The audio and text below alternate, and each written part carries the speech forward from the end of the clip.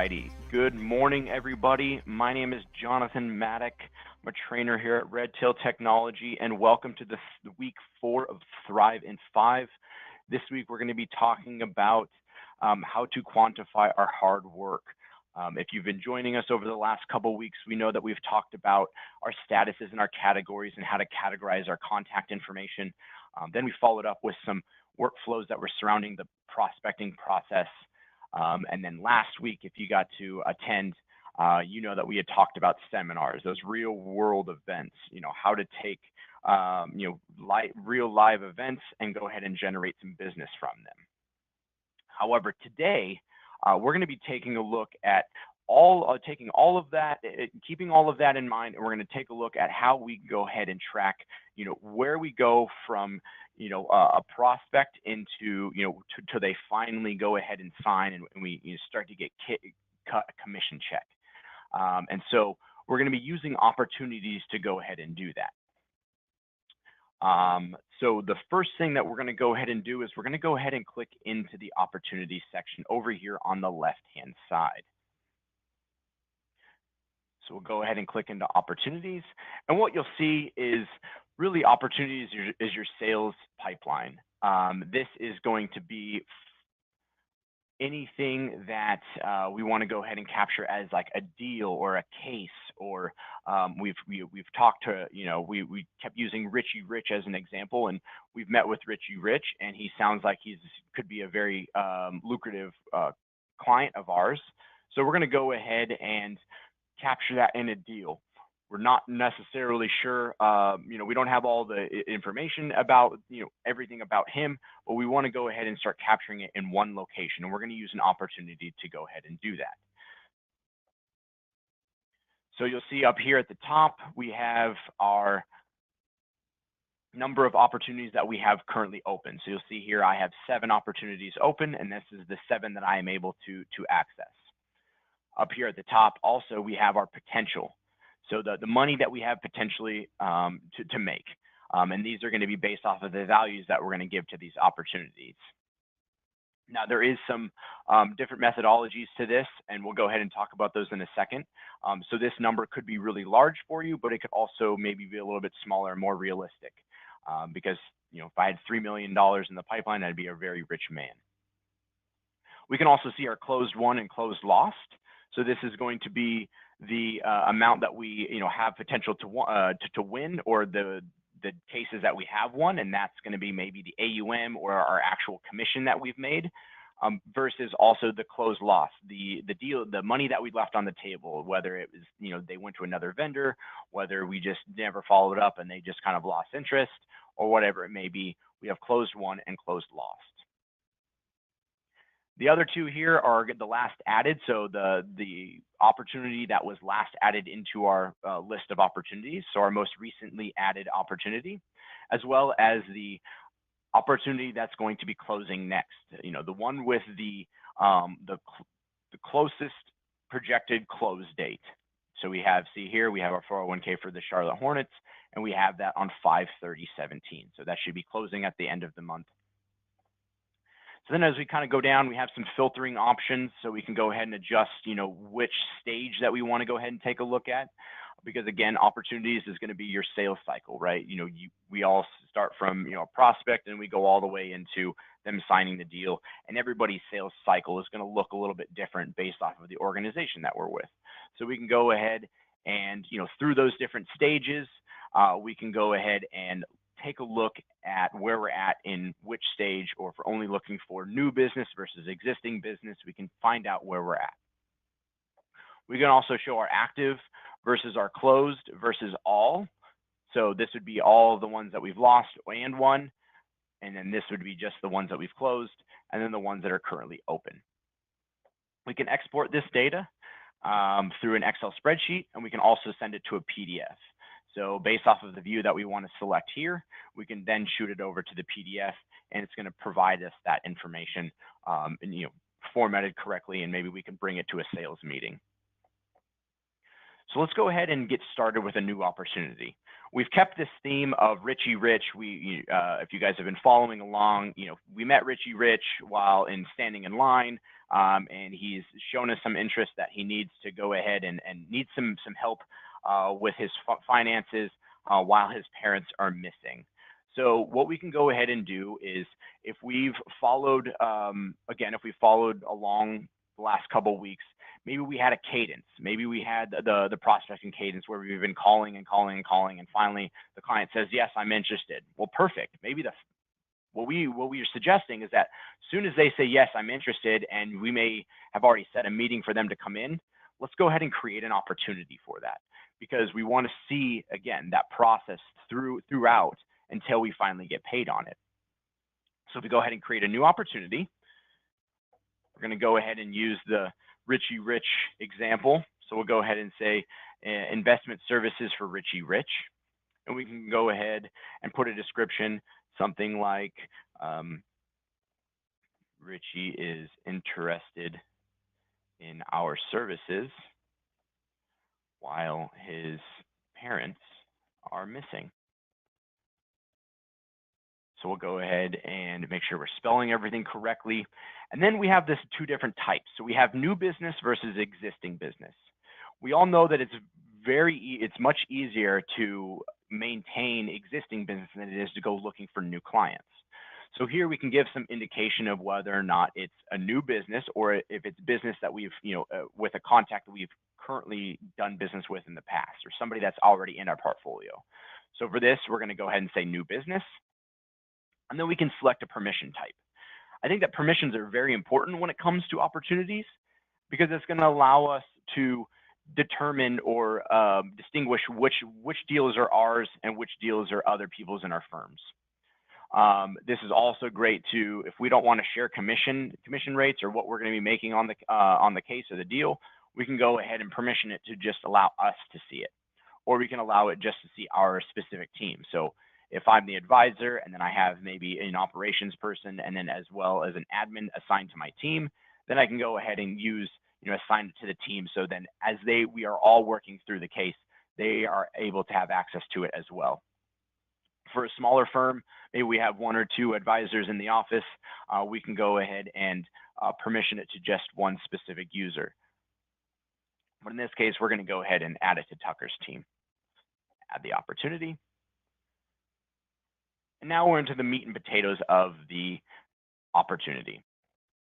Some of the best practices that I would recommend is being in the contact record itself when creating opportunity, using this quick add button up here.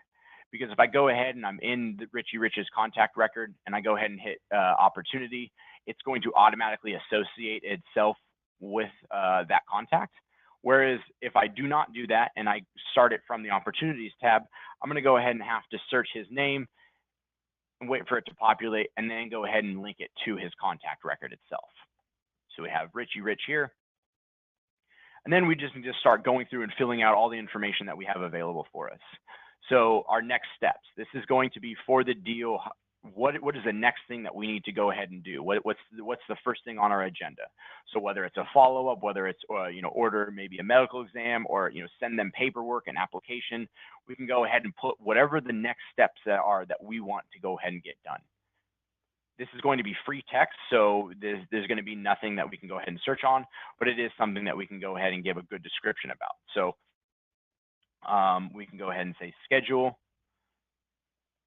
discovery, meeting with Richie. And then the close date. Close date is going to be when when we're predicting this will close. There may be a time when the client says, hey, I need to get this done before this date. Well, great. If they mention that to us, then we know that it's going to close before that date, and we can go ahead and give us a projected close date. Whereas this may adjust over time, but it's great to know, again, from a sales pipeline perspective and what's coming up, or we can go ahead and use the close date for those means. So for this, let's go ahead and say, we know that he probably is going to be needing it done before August, so we'll go ahead and put 7/31/2017 as when we project this deal will close. Now, I had mentioned stages earlier. Following along in that sales process is everybody may have a different, different length of sales process. So for here, we've labeled it out new business, existing business, EB. And then we can go ahead and based off of the new business or existing business, those sales cycles may be shorter or longer.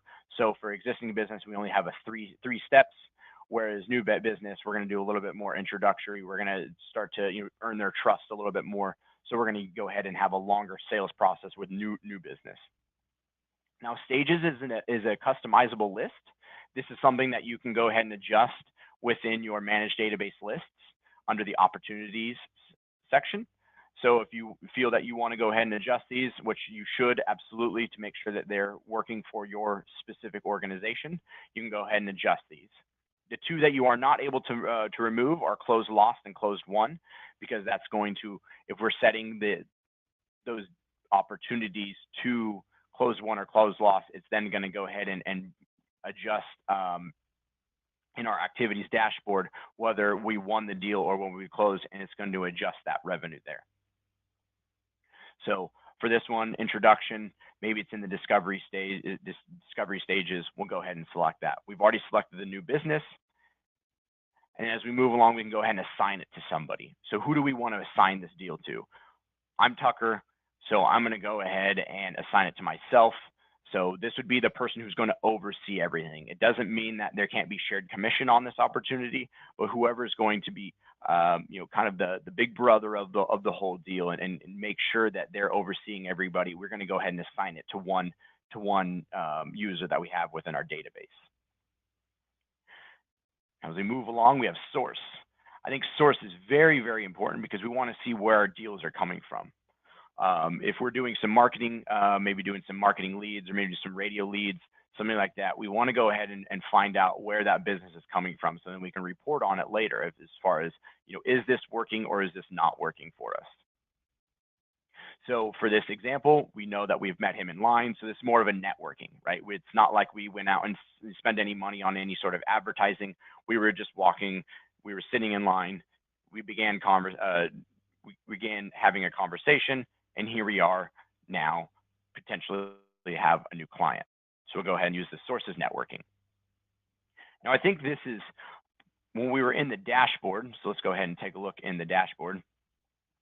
We talked about these numbers up here, and I had mentioned that there's a couple methodologies behind, what type of value we want to put here.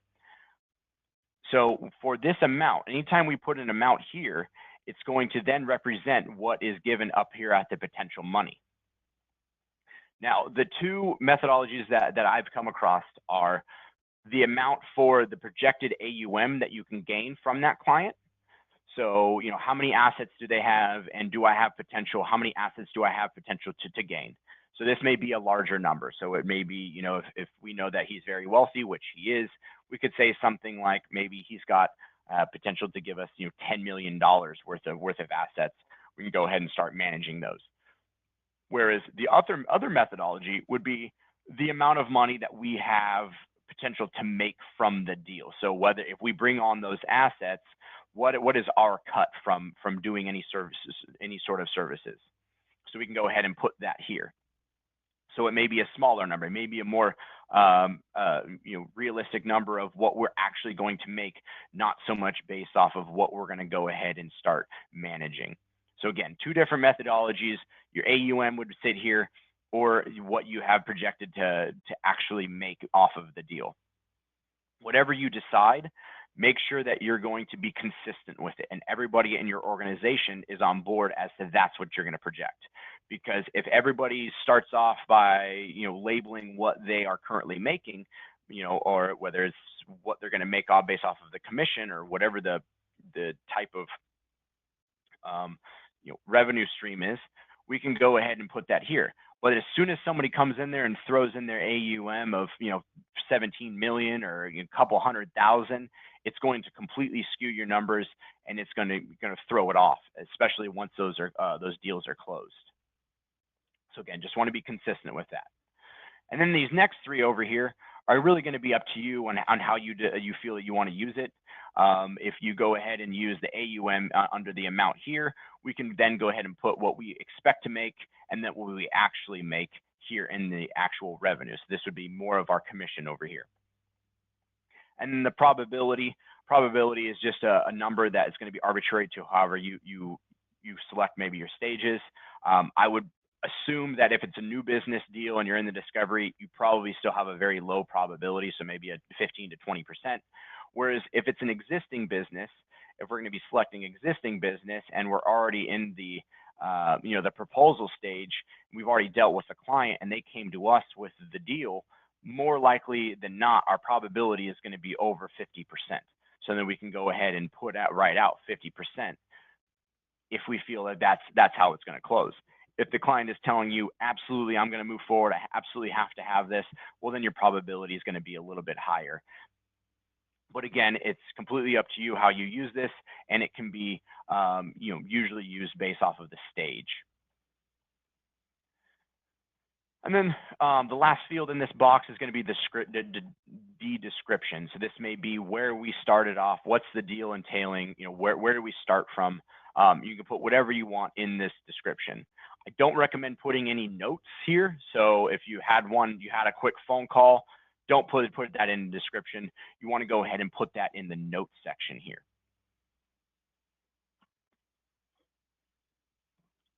So if we click into the notes section, this is going to go ahead and give us the notes for our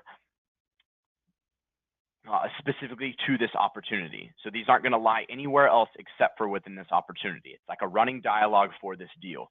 So if we have a meeting and we go ahead and for this opportunity, we can go ahead and put those notes in the opportunity, or we can go ahead and then maybe even copy it over from a note that we created on their contact record and put it into the opportunity. So if anybody's kind of looking over this deal, we can go ahead and show them what's been going on, who's been doing what, and let them know that something has been happening.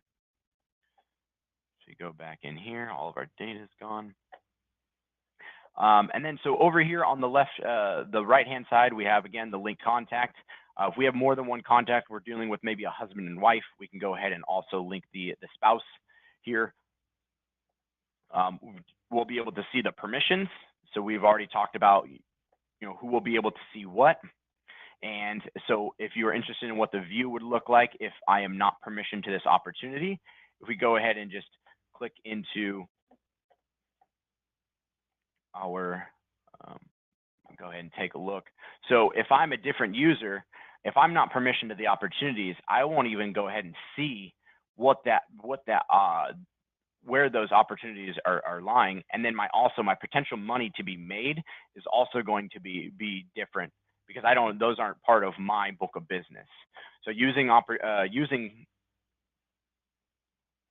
permissions will allow you to adjust who sees what and also give a fair indication of my book of business and what I have coming up versus the next advisor in my firm and his book of business and what he has coming on the horizon.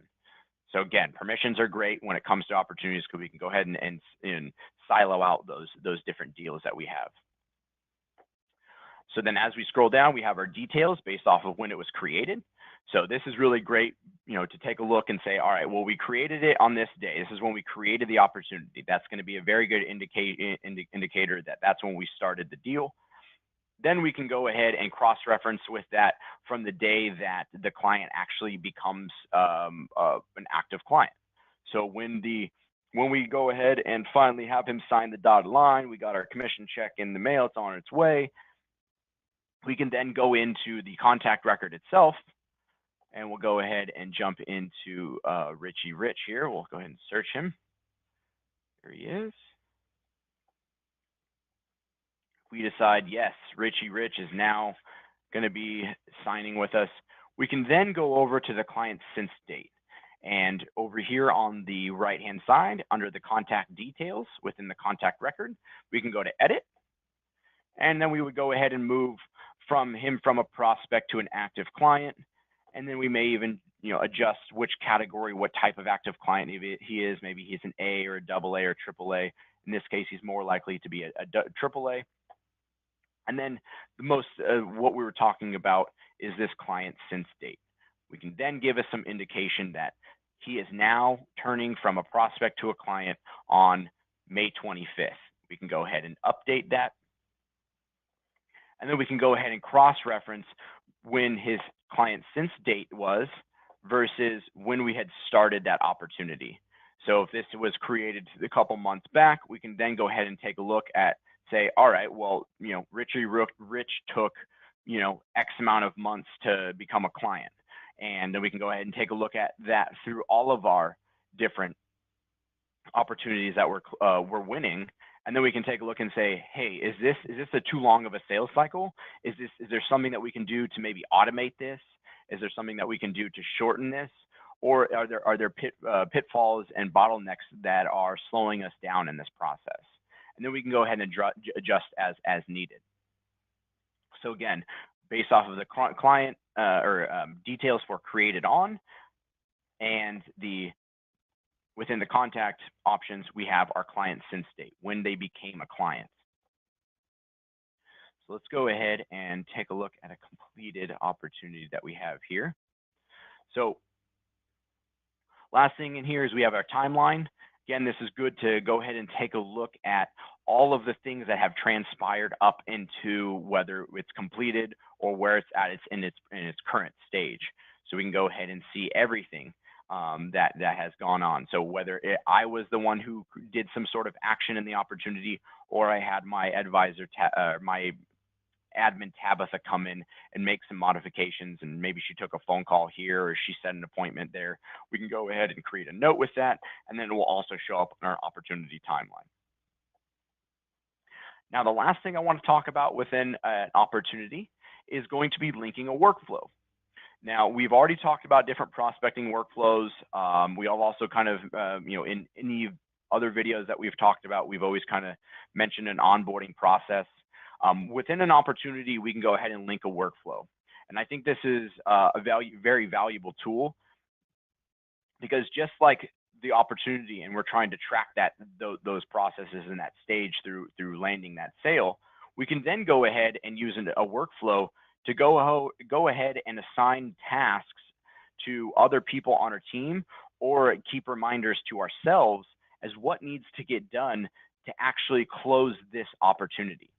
So we may go ahead and select a stage, we're in the discovery stage, but what do we need to do within the discovery stage? So we can go ahead and maybe create a new contact referral workflow that will allow us to go ahead and take a look and indicate to us that we need to go ahead and collect all of these sources of information. So when we are doing that discovery stage, we are gathering his date of birth. We are gathering all of their contact information, family information. And then from there, we can go ahead and set a status and then select where the referral source was. Then there may be a follow-up that needs to be done, maybe like setting another meeting. Maybe after the discovery, there's another meeting that we want to go ahead and do. So we're going to go ahead and call the prospect to set up our second meeting. That may be part of the workflow. So we can go ahead and add workflows that will allow us to guide us through those different stages and those processes, to then we can finally land that deal and make that money. So the last thing I'm going to go ahead and leave you with today is going to be our opportunity reports. So mentioned earlier, maybe you have a sales meeting. If we're using the opportunity tool or the feature, we can then go ahead, and if we're putting in all of our opportunities consistently and everybody within our organization is, we can then go ahead and run a report. And so to go ahead and see where everybody is at, what we have coming up. If we're trying to grow the business over a course of 6 months, a year, whatever it may be, we can go ahead and have everybody join in on our weekly sales meeting, bringing all their opportunities by stage, and then they can go ahead and we can go ahead and talk through what deals we have coming up. So we may organize it based off of the chances that we have, the highest chances of completing or closing. So we can go ahead and filter this up here on the top right-hand side, and we can go through different stages. So we can select all the stages that we want. So we only want to see our existing business through those stages. We can go ahead and apply those filters. Now it's only going to show me the 3 deals that I have, or opportunities that I have, that are from existing, and it's going to show me any one of those stages. So where are we at within those? Again, we can go ahead and just do the same thing for our new business. We can adjust which stages that we want. We can also select everything and just see everything that's been won or what have been closed. Or we can take a look at just what's been lost. What did we lose? And then we can go ahead and review based off of, why did we lose this deal? Is this something that we could have changed? Is this something that was out of our control? Whatever it may be, we can go ahead and discuss it because we're able to report on it. So that's pretty much going to be opportunities and how to use it within prospecting. The only thing I want to leave you guys with today is this is a great tool to reference those deals. It's not exactly going to be for everybody. There may be times where people say, nope, I would rather just work out of the contact. Well, that's perfect. If it works for you, I'm all for it. However, if you're looking to track, those deals, here and there, opportunities is going to be the feature that's going to work best for you there. So other than that, I'm going to go ahead and just like always, if you guys have any other questions, you are certainly able to go ahead and give us a call at 1-800-206-5030, or you can always email us at support@redtailtechnology.com. Alrighty, take care.